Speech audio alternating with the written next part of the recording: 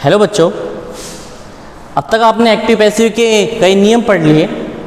अगला जो हमारा नियम है ये वाले आपके सामने बोर्ड पर लिखे हुए हैं, लेकिन उससे पहले मैं आपको रिकैप करा देता हूँ। जैसे आपको पता है कि जब एक्टिव पैसिव बनाते हैं तो एक्टिव का मतलब हम कर्तवाच्य से करते हैं, जबकि पैसिव का मतलब होता है कर्मवाच्य, अर्थात कर्म प्रधान होता है।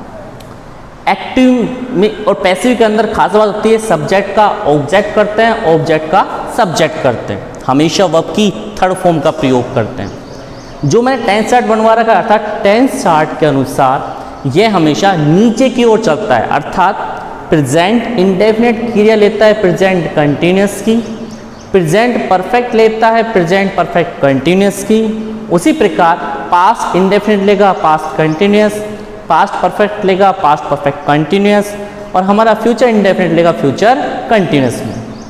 इसके अलावा यदि मॉडल आ जाए तो modal plus be plus verb की थर्ड फॉर्म का प्रयोग करते हैं। यदि टू प्लस वर्ब की फर्स्ट फॉर्म आ जाए तो हम to plus be plus verb की थर्ड फॉर्म का प्रयोग करते हैं। खास बात इसमें ये होती है यदि इज के साथ आईएनजी, एम के साथ आईएनजी, आर के साथ आईएनजी लगती है, इसी प्रकार वाज वर्ग के साथ आईएनजी, वर्ग के साथ आईएनजी लगती है, लेकिन जब हम आईएनजी लगाते हैं तो हम बीइंग का प्रयोग कर देते हैं, जैसे अर्थात is being, am being, are being या वाज बीइंग, वर बीइंग का प्रयोग कर देते हैं। यदि वाक्य प्रश्नवाचक बन रहा है तो हम प्रश्नवाचक बनाएंगे, नेगेटिव बन रहा है तो नेगेटिव बनाएंगे, हु से प्रारंभ हो रहा है तो बाई हुम का प्रयोग कर देंगे। हमेशा वर्ब की थर्ड फॉर्म का प्रयोग करेंगे, और हमारे जो पर्सन हैं अर्थात आई को हम चेंज करेंगे मी में, ही को हिम में, इस प्रकार आप प्रीवियस वीडियो देख सकते हैं दोबारा, उसमें आपको मिल जाएगा।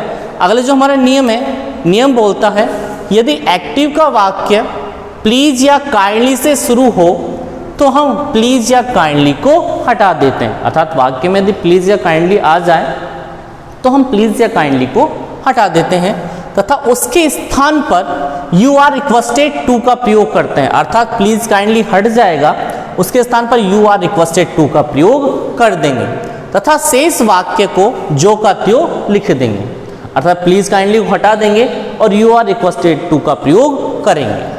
जैसे लाइक दिस मैंने एक एग्जाम्पल लिखा है, काइंडली चेक माई होमवर्क, तो मैंने काइंडली से प्रारंभ हो रहा है तो काइंडली को हटा देंगे, यू आर रिक्वेस्टेड टू का प्रयोग किया गया, शेष वाक्य को हमने जो का त्यों लिख दिया।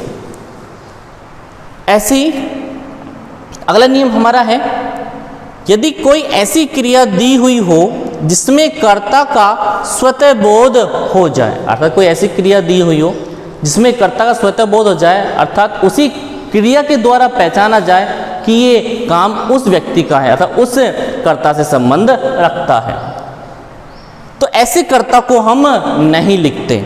जैसे पुलिस अरेस्टेड द थीफ, आपको पता है कि जो चोरों को गिरफ्तार करने का काम एक ही है, कौन करता है? पुलिस करती है, तो ऐसे कर्ता को हम नहीं लिखते। अब जो मरीज होते हैं उनका इलाज कौन करता है? डॉक्टर ही करते हैं, तो ऐसी क्रिया आ जाए तो हम ऐसे कर्ता को नहीं लिखेंगे। तो ऐसे मैंने ही लिखा है यहाँ पर, जैसा नियम बोल रहा है कि एक एग्जांपल दोबारा देख लो इसी का, पुलिस अरेस्टेड द थीफ, तो पुलिस का काम चोरों को गिरफ्तार करने का, अरेस्टेड जो हमारी यहाँ पर क्रिया दी हुई है, इस क्रिया से हमारे कर्ता का बोध हो जाएगा। अरेस्ट माने गिरफ्तार करना, तो गिरफ्तार का काम करने वाला केवल एक ही व्यक्ति है, अर्थात पुलिस करती है, तो पुलिस को हमने पुलिस यूँ क्यों लिख दिया?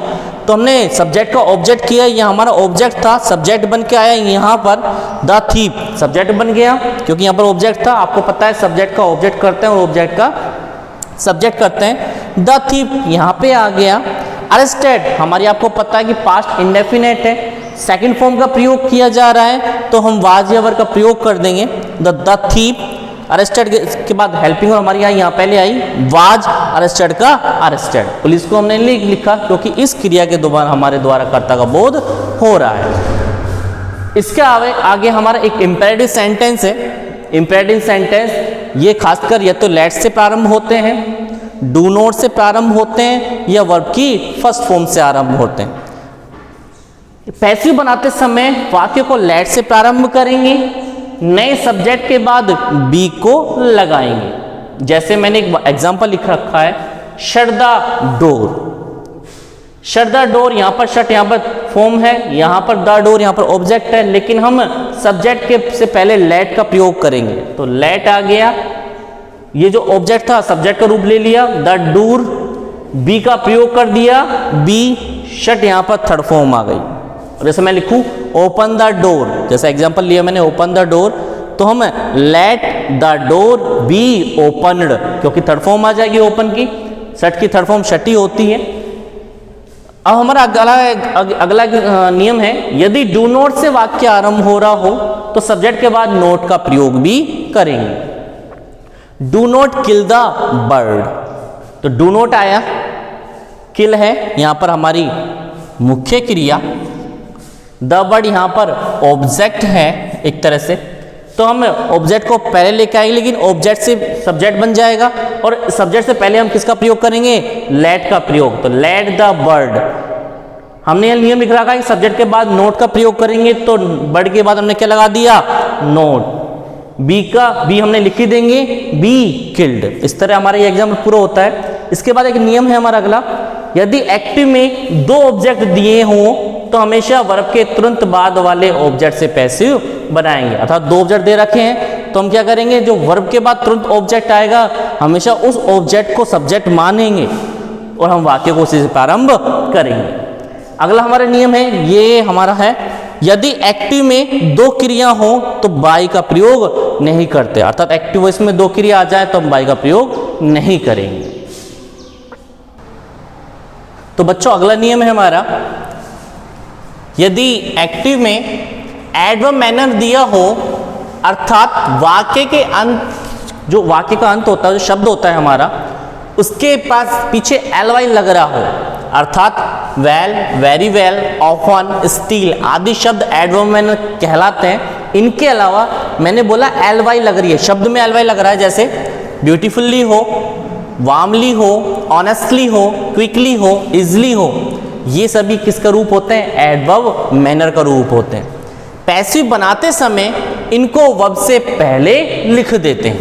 जैसे मैंने एग्जांपल लिखा है यहाँ पर, आप देखिएगा, he wrote a book beautifully, वह एक बहुत ही सुंदर किताब लिखता है। यहाँ पर सुंदरता से मतलब आया एल लग रहा है, अर्थात ये जो वाक्य किस में चला गया, एडवर्ब मैनर में चला गया। आपको पता है जब एडवर्ब मैनर लग रहा है तो हमेशा इसको किसके पीछे पहले लगाएंगे, वर्ब के पहले। लाइक दिस, जैसे आप देखिएगा, हमने ये हमारा सब्जेक्ट है, ये हमारी मेन वर्ब है, ये हमारा ऑब्जेक्ट है और ये हमारा एडवर्ब मैनर है। अब हम सब्जेक्ट का ऑब्जेक्ट बनाते हैं, ऑब्जेक्ट का सब्जेक्ट, ये हमारा ऑब्जेक्ट था, सब्जेक्ट का रूप धारण किया, आगे की ओर आ गया तो ए बुक लिख दिया। सेकंड फॉर्म है, पास्ट इंडेफिनेट में है, किसका प्रयोग हो जाएगा, वाज का। ए बुक जो हमारा एडवर्ब मैनर ब्यूटीफुल्ली है, किसके पहले आ जाएगा, वर्ब के पहले।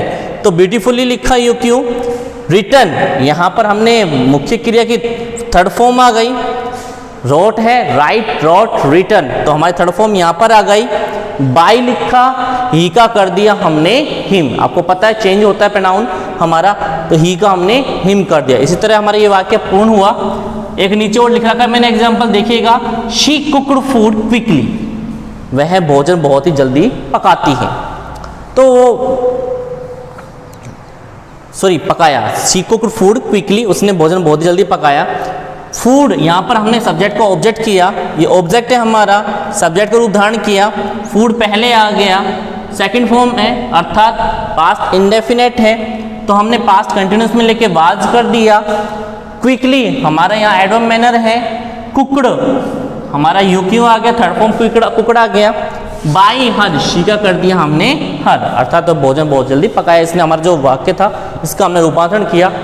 अगला जो हमारा है यहाँ पर रूल्स आप देख सकते हैं, रूल है हमारे, यदि एक्टिव में अनइम्पोर्टेंट सब्जेक्ट हो, अनइम्पोर्टेंट सब्जेक्ट जैसे पीपल, मैनी, पीपल है, मैनी है, समवन है, समबडी है, एवरीबडी है, चिल्ड्रन है, वी है, ऑल ऑफ देम है, दे हैं, ये शब्द हो, इन शब्दों को हम हटा देते हैं। दोबारा देख लीजिएगा, यदि एक्टिव में अनइम्पोर्टेंट सब्जेक्ट दिए हों, जैसे पीपल है, मैनी है, समवन है, समबडी है, एवरीबडी है, चिल्ड्रन है, वी है, ऑल ऑफ देम है, दे हैं, तो इन शब्दों को हम पैसिव बनाते समय हटा देंगे, इनका प्रयोग नहीं करेंगे। तथा कुछ इंपॉर्टेंट सब्जेक्ट जैसे many people, some people, a few, a lot of people, इनको बाय लगाकर लिख देते हैं। अर्थात ये जो कुछ शब्द थे इनको तो हम हटा देंगे, लेकिन कुछ शब्द हमारे यहाँ मौजूद हैं जिनमें हमारा many people, some people, a few, a lot of people, इनको हम बाय लगाकर लिख देते हैं। जो हमारा एक्टिव पैसिव का लास्ट नियम है आपके सामने है। यदि प्रश्न में गोइंग टू के बाद तुरंत वर्ब की फर्स्ट फॉर्म हो तो हम उसी प्रकार ऑब्जेक्ट का सब्जेक्ट कर देंगे। दूसरा है उसके बाद is, am, are, was, were, going to be plus verb की फर्स्ट फॉर्म में आईएनजी का प्रयोग लगाएंगे और हम बाय का प्रयोग भी करेंगे। इस तरह आपके एक्टिव पैसिव पूरा खत्म होता है। इन्हीं कुछ एक्सरसाइज जो हम नेक्स्ट टाइम पार्ट में ले लेंगे। मिलते हैं हम अगली